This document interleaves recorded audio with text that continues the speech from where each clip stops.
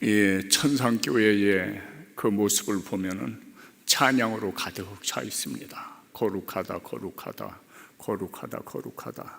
그것이 천상교회의 모습이거든요. 그렇다면은 오늘 우리 이 낙원칠교회도 찬양으로 가득 차서 우리의 입에서 거룩하다, 거룩하다, 또 감사하며 사랑하고 또 사랑하고 감사합니다라고 하는 그 입술의 열매가 끊어지지 말아야 될 줄로 믿습니다. 오늘 이 예배에 참여한 우리 낙원에 온 성도들, 또 영상 예배 임하는 우리 온 낙원의 성도들, 도우시는 하나님의 은혜, 사는 날에 따라서 주시는 능력으로 언제나 충만케 되어져서 결코 아심이나 후회로움이 없는 아름다운 신앙의 유종임이를 꼭 거둘 수 있기를 또한 주의 이름으로 축복합니다. 제가 축복하는 까닭은 축복하라고 하셨거든요. 때로는 축복하고 싶지 않아도 하나님이 하라니까 하는 거예요. 그렇죠?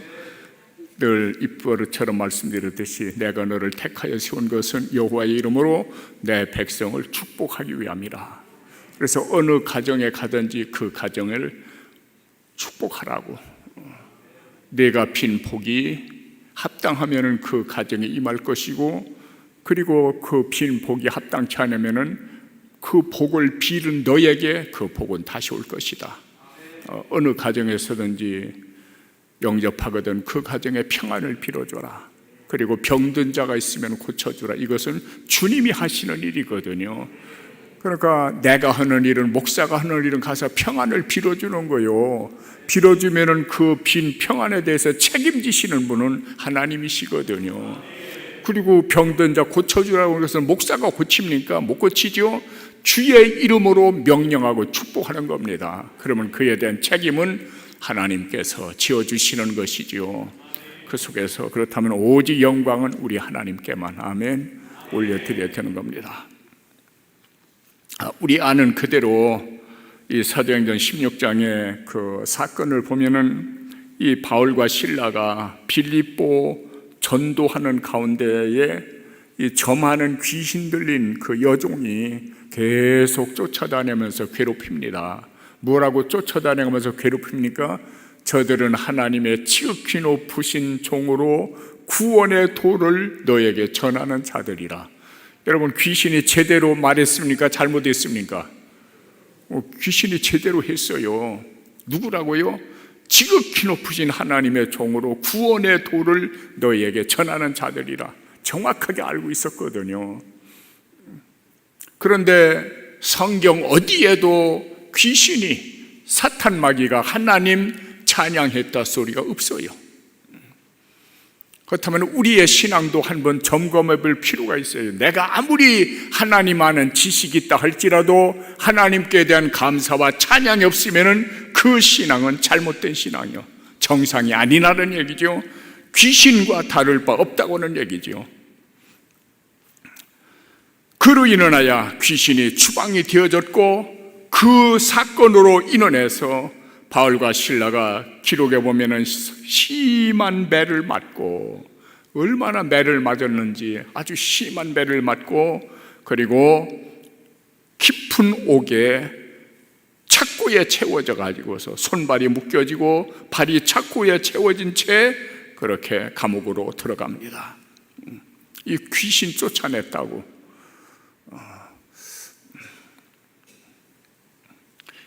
굉장히 억울하죠. 입장 바꿔놓고 생각하면 그 얼마나 억울합니까? 그런데도 불구하고 오늘 낮 시간과 마찬가지로 원망하거나 그리고 투덜대거나 낙심하거나 하는 것이 전혀 없어요. 오히려 기도하고 찬송으로 그 상황을 바꿔버립니다. 싸움이지요. 그렇죠? 기도할 수 없는 가운데 기도하는 것 싸움이요, 찬송할 수 없는 상황에서 찬송하는 것 역시 전쟁입니다. 싸움입니다. 절대로 쉬운 것이 아니에요.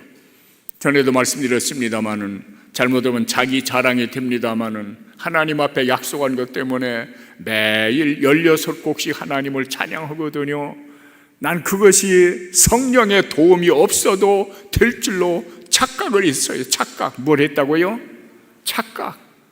뭐 달달 외우는 16곡, 매일 365일은 벌써 수년째 매일 16곡씩 찬양을 드리거든요. 그런데도 성령이 도와주지 않으면요 까먹어요. 참 신기해요. 생각이 드무지 않나.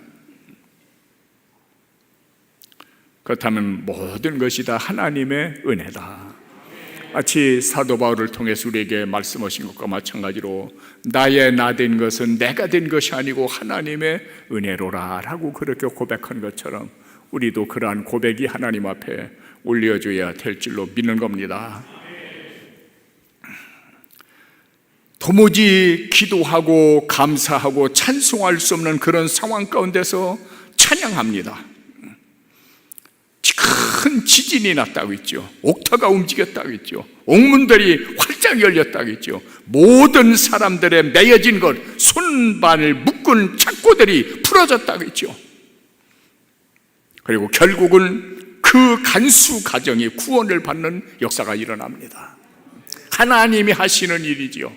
하나님이 하시는 일. 이 바울과 실라를 통해서 역사하시던 그 하나님은 오늘 우리를 통해서 역사하시는 하나님이신 줄로 믿습니다.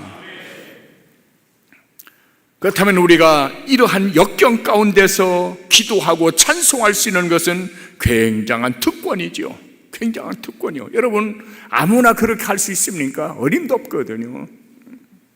할 수 없는 거예요. 그런데 우리는 그러한 특권을 가지게 된 거예요.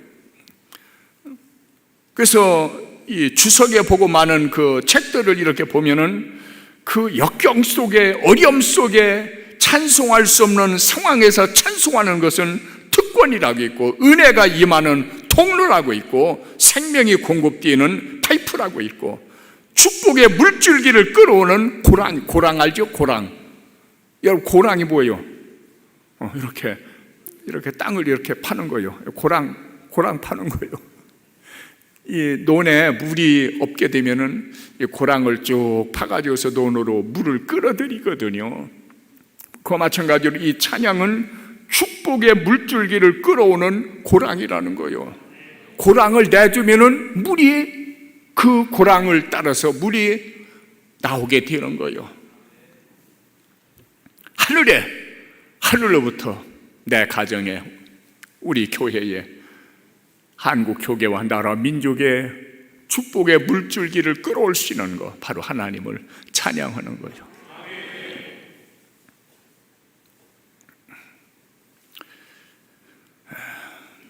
이 동화책에 보니까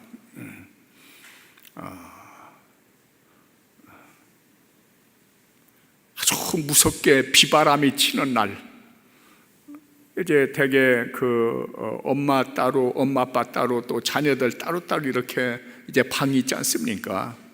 그래가지고서 막 비바람이 몰아치고 창문이 덜컹거리고 번개치고 하니까 이 엄마 생각에 이 2층에서 자는 딸들이 지금 공포에 질려 있을 텐데 라고 하고 나서는 쫓아올라갔어요. 쫓아올라가 보니까 창문을 열어놓고 꼬맹이가 두 손을 착 벌리고 나서 하나님 빨리 사진 찍어주세요. 이 번쩍번쩍 오는 것을 이제 그 후레쉬 터치는 줄로 그렇게 생각하고 하나님 빨리 사진 찍어주세요. 그 모습을 보고 믿음이 얼마나 귀한지, 공포에 떨 수밖에 없는 그런 환경을 오히려 하나님 앞에다 예쁘게 사진 찍어달라고 하는 그 어린아이의 그 신앙, 나도 그랬으면 좋겠죠.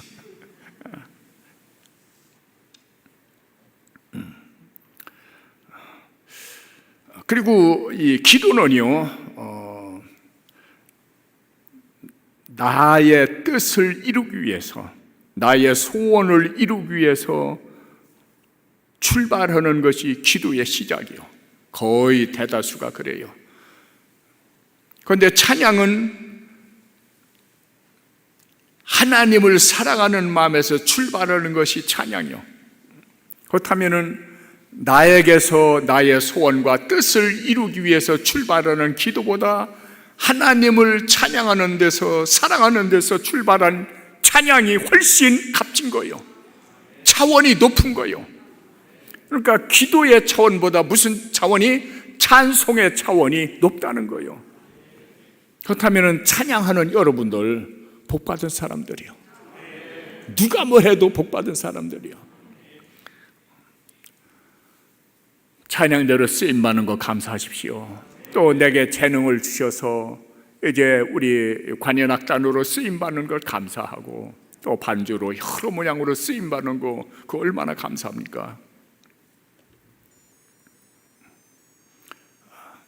전에 김장원 목사님 우리 교회 오셔가지고서 그분이 한 것 아직도 기억나요.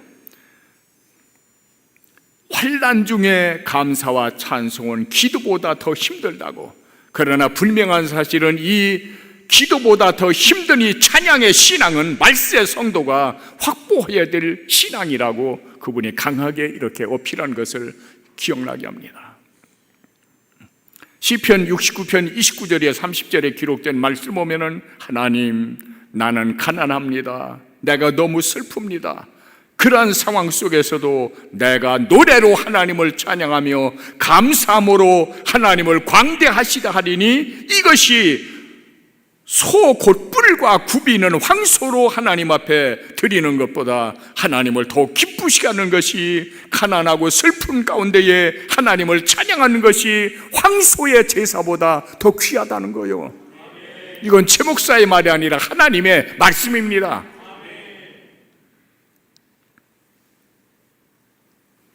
우리가 객관적으로 생각할 때에 찬양 별것 아닌 것 같죠. 어린아이들의, 젖먹이들의 옹알이 아무것도 아니지요. 아무것도 아니지요.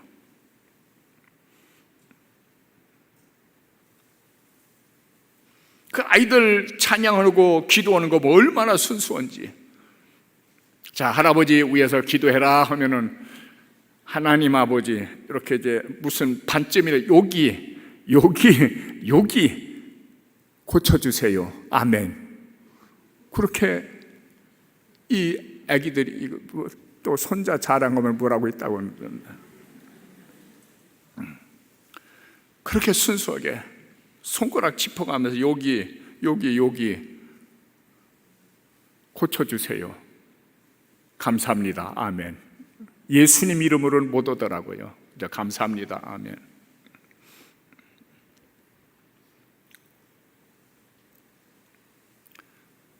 그래서 시편 148편 1절에 보면은 하늘에서 하나님을 찬양하라고 하죠. 높은 데서 하나님을 찬양하라고 선포하죠. 그의 모든 사저요, 모든 하나님의 군대요, 그리고 해와 달과 모든 별들아 하나님을 찬양하라.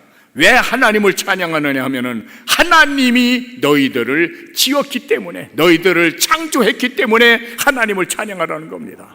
그럼 모든 우주 삼라만상을 창조한 하나님의 목적은 그것들을 통해서 하나님은 찬양을 받으시기를 원하는 겁니다. 그렇다면 하나님의 형상대로 지음받은 우리들을 향한 하나님의 뜻도 역시 찬양입니다. 그래서 내 백성 이스라엘을 지은 것은 나로 하여금 나를 찬양케 하려 함이라. 우리를 이 땅 위에 보내신 것 바로 하나님을 찬양케 하려 함이라.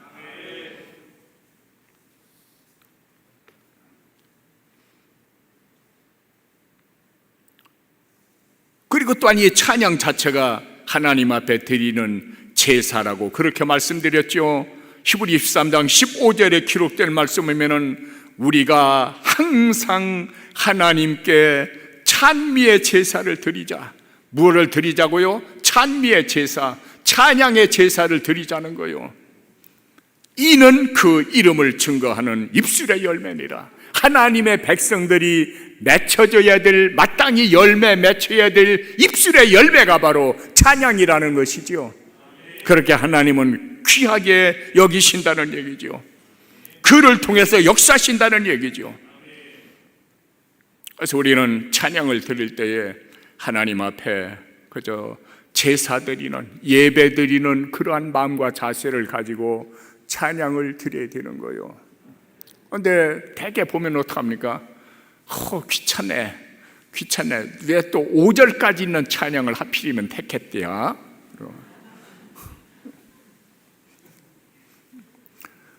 제가 그런 마음을 가졌었다니까요. 좀 짧게 하지. 그래서 이제 그 대개 이렇게 그 대개입니다. 대개. 개 대개가 아니고 그저 그 대개. 나라와 권세와 영광이, 그건 잘못된 거예요. 왜냐하면 피카우스, 왜냐하면 나라와 권세와 영광이 하나님께 있기 때문입니다. 그렇게 번역하는 것이 제대로 번역이 된 것이거든요. 그런데 대개 어떻게 하냐면은, 자, 1절만 부르고 합시다, 그러죠? 1절만 부르고 합시다. 따라서입니다. 나한테는 소리구나. 깨닫게 해주시니 감사합니다. 우리 1절만 합시다. 여러분, 하나님은 1절을 그렇게 좋아하십니까? 어때, 우리 이용장은 그래요?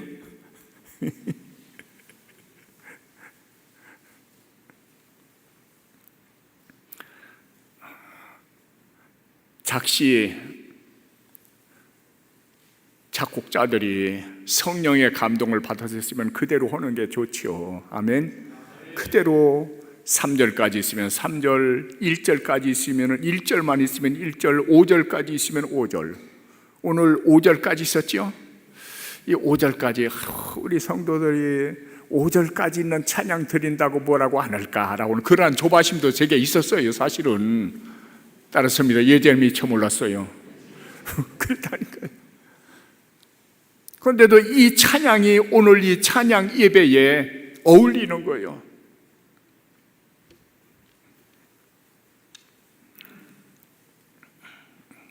역대하 10장에 보면은 여호사밧 왕 때에 암몬과 모압과 마온 사람들, 이 세 개 민족들이, 족속들이 여호사밧 왕 때에 유다 나라를 침략을 합니다. 그때에 이 여호사밧 왕의 고백이 나타나죠. 어떤 고백이 나타납니까? 하나님이요, 하나님이요, 지금 이 상황은 우리의 힘으로 저들을 대적할 능력이 우리에게는 없습니다. 힘이 없다는 얘기요. 저들과 싸울 만한 힘이 우리에게는 없다는 얘기요.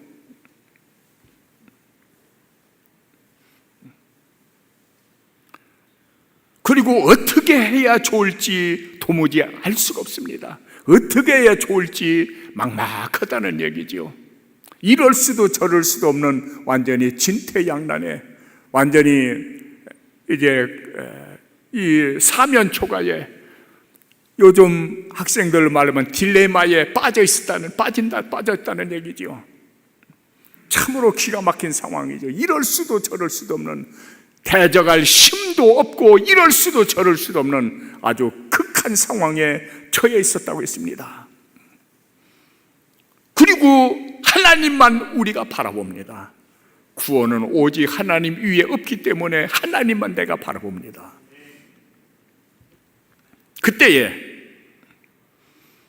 하나님께서 선지자 야하시엘을 통해서 말씀을 주시죠. 찬송할 자를 만들어라. 찬송 부대를 만들어라. 여러분, 전쟁이 일어나서 나라가 지금 위기 상황에 처했는데 거기에 무슨 찬송 부대가 무슨 필요합니까? 찬양대가 거기에 무슨 필요합니까? 말도 안 되는 소리죠. 그런데 하나님께서는 야하시엘을 통해서 찬양 부대를 만들라는 거예요. 예복을 입히라는, 그리고 하나님을 찬양하라는 거예요. 감사하다고. 하나님 찬양합니다. 하나님 영광 받으소서. 이 일을 하신 분이 하나님이신 줄 알고 감사합니다. 고맙습니다. 하나님 사랑합니다. 하나님을 찬양하라는 거예요. 그 말씀을 복종하는 겁니다. 이건 순종보다는 복종이요. 하나님의 말씀이기 때문에 그 말씀을 믿음으로 따르는 거예요. 하긴 뭐 이럴 수도 저럴 수도 없는 그러한 극한 상황 속에서는 하나님의 말씀을 따를 수밖에 없지요. 뭐 물에 빠져 죽게 되면 지푸라기도 잡는다는 그런 이제 속담이 있지 않습니까? 그때에 찬양이 하나님 앞에 올려지니까 하나님께서 원수들의 그 나라를 침략한 모압과 암몬과 세일산 거민들을 어떻게 합니까? 마온 사람들을 확 눈을 뒤집히게 해서 쥐들끼리 싸우는 거예요. 서로가 왼수로 보이는 거예요. 완전히 다 자멸하지 않습니까? 거기에서 얻은 유익이 상상을 초월합니다. 상상을 초월한 큰 그 유익을 얻게 됩니다.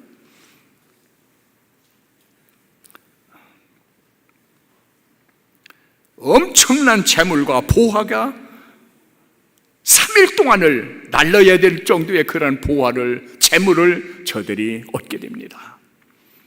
오히려 화가 변하여 복이 된 것이죠. 하나님만이 하실 수 있는 거예요. 그건 사람은 절대로 할 수 없는 겁니다. 하나님만이 하실 수 있는 거예요. 사무엘상 16장에 보면은 사울 왕에게 악신이 임하죠. 악신이 임해요. 사울 왕에게 악신이 임할 때에 그 악신을 물리칠 수 있는 방법이 뭡니까? 여러분, 왕이 머리가 빠개질 듯이 그렇게 아플 때에 좋다는 약은 다 써봤겠죠. 유명하다는 의사는 다 모았겠죠. 도무지 해결되지 않죠. 결론은 뭡니까? 악신이, 눈에 보이지 않는 악의 영이 사울을 괴롭히는 거예요. 그 문제를 어떻게 해결합니까? 다윗의 수금 속에서 수금을 타면은 악신이 떠났다고 하지 않습니까? 그래서 우리 찬양자도 기도드릴 때에 선율이 울려 퍼지고 나팔씨 울려 퍼질 때에 악신들이 떠나가는, 사람들을 괴롭히는 악신들이 떠나가는 그런 권세 있는 우리 관현아 오케스트라, 우리 선율이 되어져야 될 줄로 믿는 겁니다. 그런 은혜가 입혀지기를 또한 주의 이름으로 축원합니다. 그 사울의 악신을 물리친 다윗의 선율이 바로 여러분의 선율 되어지기를 축복합니다. 열왕기하 3장 15절에 보면은 이 왕이 엉뚱한 짓을 해가지고 완전히 두 개 나라가 멸망 직전으로 목말라 죽을 지경으로 빠져듭니다. 역시 이럴 수도 저럴 수도 없는 아주 극한 상황을 맞이하게 됩니다. 그때의 최후의 방법이 뭐냐면은 하나님은 뭐라고 우리에게 말씀하시는지 좀 들어봤으면 좋겠다. 엘리사에게 도움을 청하거든요. 엘리사가 막 성질이 나가지고 이 여호사밧 왕과 북왕국 이스라엘 아합 왕과의 짝짝꿍이었거든요. 그 하나님이 미워하는 자와 짝짝꿍하는 거 하나님 싫어하십니다. 같이 사업하는 거 하나님 싫어하십니다.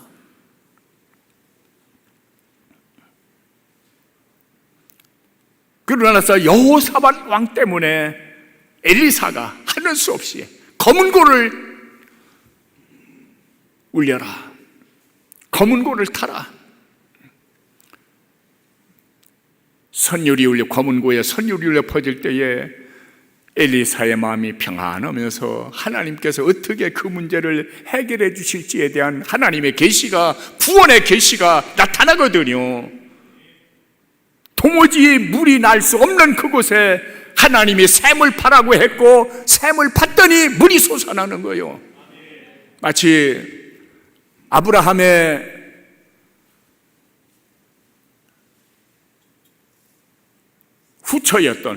후처? 이 사라의 몸종이었던 하가리가 쫓겨나지 않습니까? 그 자기 본처에게 옮겼다가 옮겼다니까 좀 이상하죠? 어쨌든 간에 자기 그 하가리가 지가 임신한 줄을 알고 본처를 업신여기는 거예요. 그러다가 결국은 쫓겨나죠. 쫓겨나서 자기 아들이 그래도 10살 먹었는데 어떡합니까? 우리말로 보면은 노감주 나무 밑에 살 한바탕, 화살을 쏴서 떨어질 정도의 거리에다가 자기 아들을, 이스마엘을 놓고서 이쪽에서 대성통곡을 하는 거예요. 그때에 하나님께서, 그러니까 그 아들도 울었겠죠. 엄마가 땅을 치며 우는데 아들이 왜 안 울겠습니까? 그 이스마엘의 눈물을 보시고 하나님이 하갈의 눈을 밝히니까 보이지 않았던 샘물이 발견되거든요. 그리고 나서 이스마엘 족속이 강성하게 되어지는 그러한 기적이 일어나지 않습니까? 하나님이 밝혀야 되는 거예요. 검은 고소리가 울려 퍼질 때에 하나님의 구원의 축복의 계시가 나타났고, 그를 믿음으로 행할 때에 전쟁을 승리로 이끄는 그러한 기적이 동반된 줄로 믿습니다. 우리는 이 모든 성경의 사건 속에서 또 기록된 것과 마찬가지로 이 모든 사건은 말세를 만난 성도들에게 거울로 그리고 경계로 기록하였다고 고린도전서 10장 11절에서 우리에게 말씀해주고 있거든요. 그런 사건들을 우리는 거울로 봐야 된다는 얘기죠. 그리고 하나님의 경계로 우리가 들어야 된다는 얘기죠. 그럴 때 우리의 믿음이 점점 성장해 나가게 될 줄 믿습니다. 처음에 잠깐 언급한 것과 마찬가지로 야고보 2장 19절 이하에 보면은 내가 하나님은 한 분이신 줄로 믿느냐? 잘하는도다. 귀신들도 믿고 떠느니라. 그러면 하나님은 한 분이심을 내가 믿느냐? 잘하는 것이다. 귀신들도 한 분임을 믿고 하나님 앞에 떤다는 겁니다. 두려워한다는 겁니다.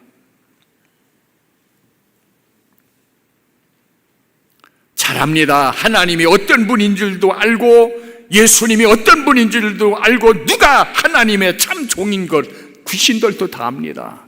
그러나 절대로 하나님을 찬양하지 않습니다. 그 하나님 앞에 감사하지 않습니다. 그 하나님 앞에 영광 돌리지 않습니다. 이것이 사탄마귀 귀신의 일들이거든요. 그렇다면 우리의 삶의 현장에서도 이런 것들을 완전히 배제하고 오직 나의 삶을 통해서 나의 입술을 통해서 하나님께 기쁨이 되어지고 하나님 영화롭게 하는 찬송이 여러분의 삶 속에서 떠나지 않은 그런 축복의 사람들 되어지기를 내가 주의 이름으로 축원합니다. 명령합니다. 기도드립니다. 아버지, 찬송의 권세 그리고 그로 인원한 하나님의 축복이라고 하는 그런 제목으로 하나님의 말씀 가운데서 오늘 저희들이 우리의 신앙을 점검하면서 이렇게 주 앞에 머리 조아립니다. 하감하소서. 그리고 저들 하나하나 그 강하신 손길 펼치사 마음도 붙잡아 주시고 생각도 붙잡아 주시고 그리고 일거수일투족에 이르기까지 꼭 붙잡아 주십시오. 그리고 의와 생명의 도구들로 우리가 쓰임을 얻을 수 있도록 은혜 내려 주시기를 기도합니다. 빌립보 감옥에 나타났던 그 귀한 역사가 오늘 이 시간 이 자리에도 나타나기를 원합니다. 모든 착고에 매였던 것들이 풀어지기를 원합니다. 닫혔던 옥문들이 열려지기를 원합니다. 그 간수의 가정이 구원을 받는 그러한 역사도 동반되기를 소원합니다. 그렇게 우리가 쓰임 얻기를 원합니다. 그리고 영광은 주 홀로 받으소서. 예수 그리스도 귀하신 이름으로 그렇게 이루어지기를 축복하고 감사하며 기도합니다. 아멘.